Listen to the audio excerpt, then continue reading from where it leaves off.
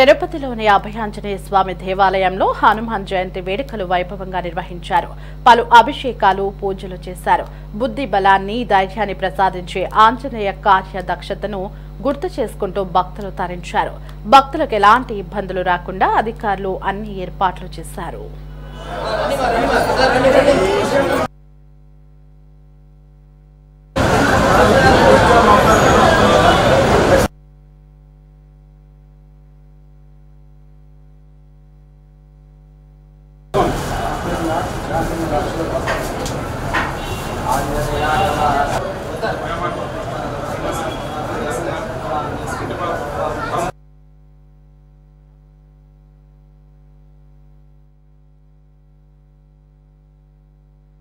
హనుమాన్ జన్మదిన శుభాకాంక్షలు. శ్రీరామ రామ రామేతి రమే రామే మనోరమే సహస్రనామ తత్తుల్యం రామనామ వరాననే. వైశాఖమాసే కృష్ణాయాం దశమ్యాం మందవాసరే పూర్వాభాద్ర ప్రసూతాయ మంగళం శ్రీ హనుమతి. ఈరోజు విశేషంగా స్వామివారి జన్మదినం అన్నమాట. ఈ దేవాలయంలో మన యొక్క పీకే లేఅవుట్ తిరుపతి జిల్లా శ్రీనివాసం ఎదురుగా ఉన్నటువంటి శ్రీ అభయ ఆంజనేయ స్వామి దేవస్థానంలో ఉదయం ఈరోజు 3 గంటలకి స్వామివారికి విశేషంగా మన్యు సూక్త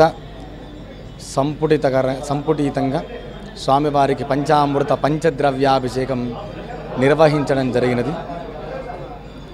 కావున ఈరోజు అధిక సంఖ్యలో భక్తులు స్వామివారికి అభిషేకాది ఇత్యాది అర్చన కార్యక్రమాల్లో పాల్గొనడం జరుగుతుందన్నమాట. అలాగే ఈరోజు అభయ ఆంజనేయ స్వామివారికి ఎంతో భక్తి శ్రద్ధలతో ఆకుమాల, అలాగే అరటి పండు కానీ తేనెతో కలిపి స్వామివారికి నివేదన చేసిన ఆ పండు 10 మందికి ఇచ్చినా కూడా ఎంతో ఫలితం దక్కి శత్రుబాధలు అలాగే శత్రుబాధలు తొలగి మనోధైర్యం కలుగుతుంది అని స్వామివారి యొక్క విశేషం అన్నమాట.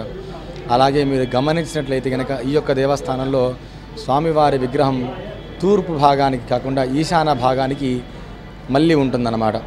అనగా దీని ప్రత్యేకత ఏంట్రా అంటే ఈశాన్య భాగం అనగా సాక్షాత్తు శివుడు కానీ ఏదైనా దేవతా స్వరూపం ఈశాన్య భాగానికి సూచిస్తూ ఉంటుంది.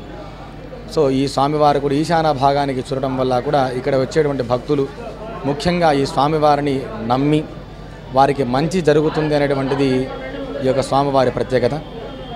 అలాగే ఈరోజు అధిక సంఖ్యలో స్వామివారికి ఆరాధనలు విశేషంగా జరుగుతాయన్నమాట. నా పేరు భాస్కర్. నేను ఈ టెంపుల్ని బాగా నమ్ముతున్నాను.